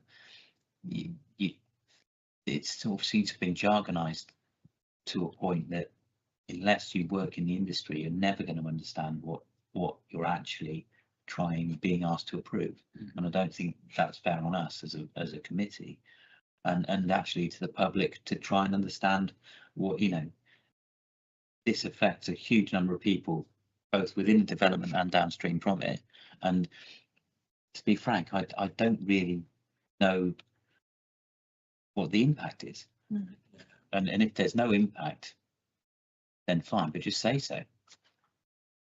Again, yeah, it does go back to the rights of way thing. It feels like we're not being told something. Whether I don't know whether that's deliberate or not, but that's just the way it feels to me. And it's a big development, and this isn't the first time. Councillor Steinfort. Yeah, just like to back up Councillor Lester there as well. I just think they've put so much information in here, but a lot of it not relevant to each other. I mean, they actually talk about mice in there somewhere, I think, and you know, and it's flooding is such a huge issue, you know, that should be in its own in terms of attenuation basins, suds and things like that. To put that in alongside talking about changes to pathways, I'm not sure this is. It's two separate applications. It's like they're throwing everything in and hopefully we'll not notice. Yeah, no, yeah, that's it. Yeah, without sounding like a conspiracy theorist, it feels like trying to sneak something important through on the back of changing the path direction. So I think getting Phil in the room to not object or support, but to comment on this, or do you think? I don't know. I think I'd object on the basis that we cannot see what they're trying to say. You can't actually give a decision either way. Okay, so again, Phil is in the room to support this application on the points that Councillor Steinfort raised. I think that 100% makes sense. Lack of detail. So you mean object on? We're going to object. Yeah. Sorry, support the objection. Sorry, I was double negative in there somewhere. Yeah, I mean, we desperately need the LLFA to comment on this application. Yeah, for sure. There's yeah, as well.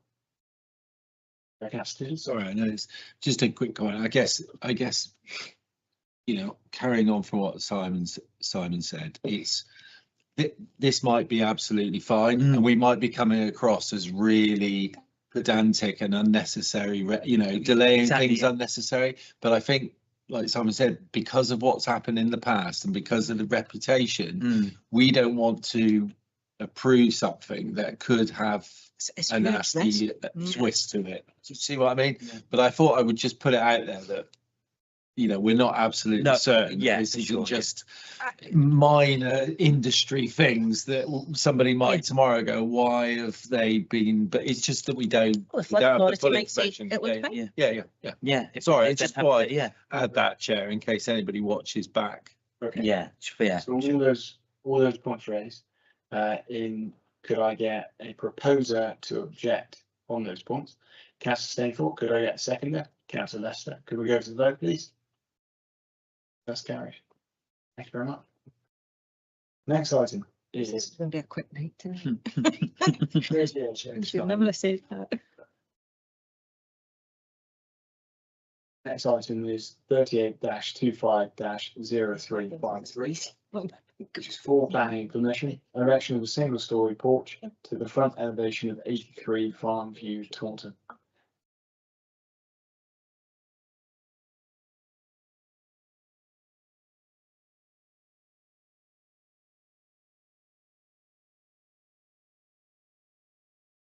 Let's look at existing elevations and plans, then we'll go on proposed, please.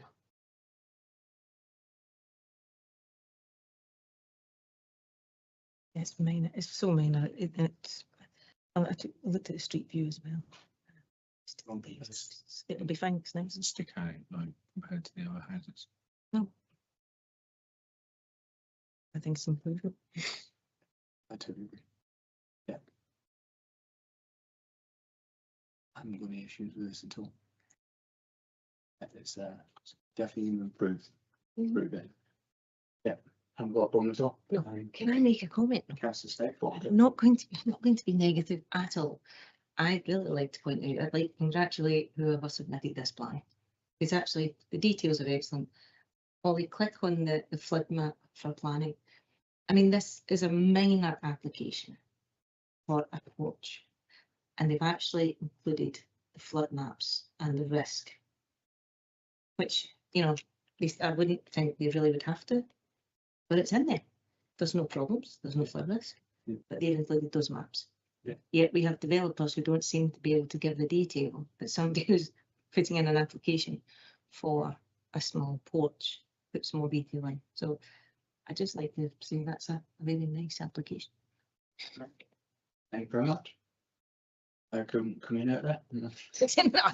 I'm making up, at least I've said it. Okay, so to support this application, can I get a proposer? Councillor Furman, can I get a seconder, please? Councillor Stainford, can we go to the vote, please? That's carried. It's just tonight. When I went through it, I was like, oh no. Thank you very much. So, okay, so the next item is comment on licensing matters received from the local licensing authority. Is this new cheese shop? The item is MA-60425, application for a premises license, the Little Cheese Shop, 8 James Street, Taunton. I went to win it. Because what shop is it going to? A very old picture that, or quite. Yeah. Spoons. Because when was that then? That's not been. It's there already. The shop. Ah, It's right. on the other Wasn't side. that? I Yeah. think. Yeah, gotcha.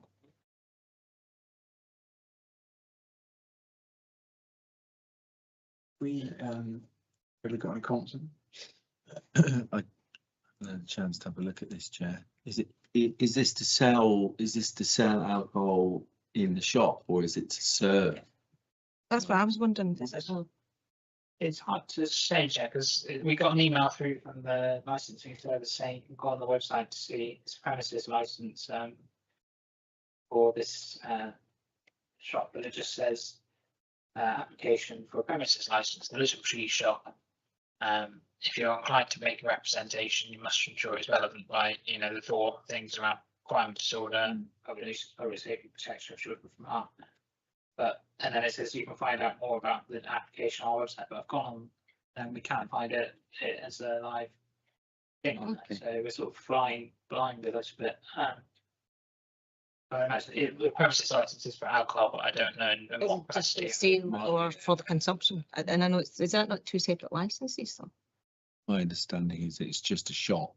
Yeah. So it'll be And not you need a licensed. license to sell alcohol. So I don't think it's ever come to my attention. That it's going to be. Cheese alcohol isn't it? If It's going to be. if it's somebody people in selling there. cheese and bottles It's of a wine, shop. right? Yeah, Quite happy for that. Yeah. yeah. I think that's. I'll go. I'm got any issues. Just come. No, I don't know. Could I get a proposer to support this application? Councillor Stainford, could I get a seconder, please? Councillor Lester, could we go to the vote, please? It's carried. Thank you very much. Okay, number 11, which submission of comments, feedback on behalf of the town council to notifications of planning applications in the area. Submission of comments, feedback, the town council as per 10.1.8 of the town council's term reference to the scheme of delegation. The clerk is delegated authority to submit comments and feedback on behalf of the town council to notifications of planning applications in the area, which is required and indicates inability of a planning committee to meet within the required deadlines, which is 21 days from the notification. Is there any items that you'd like to talk about? Any items that Councillor Furman? Yes, there is the reserve matters for phase 1B of Neighbourhood West, which is 38250319.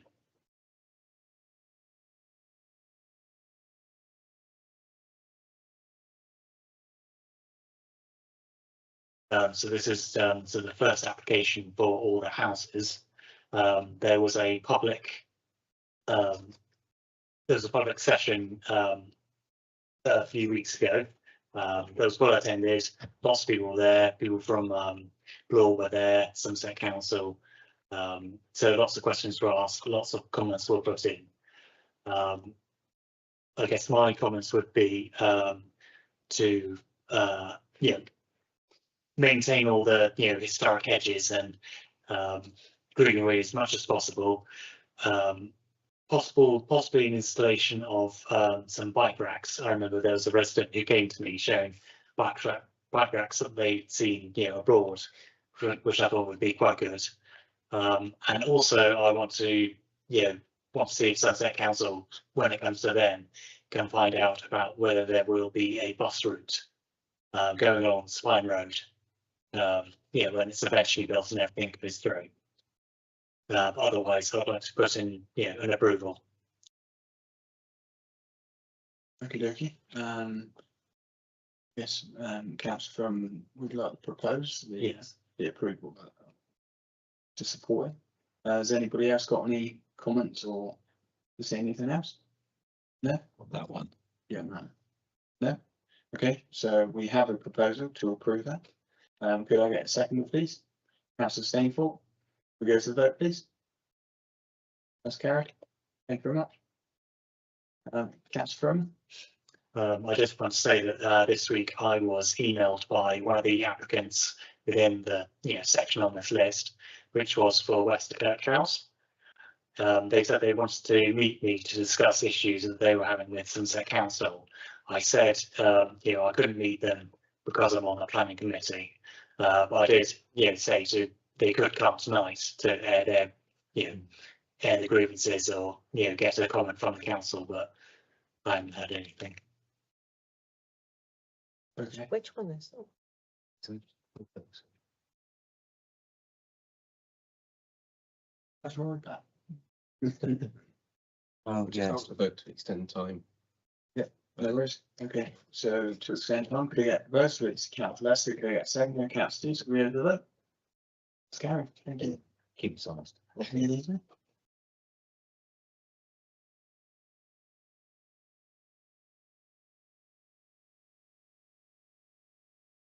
That's best one. Oh. Mitigation and tree protection. I don't know, but maybe I missaw it, but I just wanted to put that out there as a interest. Bat mitigation and tree protection. So. Is there any more items anybody would like to talk about then? Thank you very much. Okay, is there anything else? Okay, great. So could I get a proposer to support any comments that were put forward by any town council? Councillor Lester, could I get a seconder? Councillor Stainford, could we go to the vote, please? That's carried. Thank you very much. Good. Thank you. You didn't.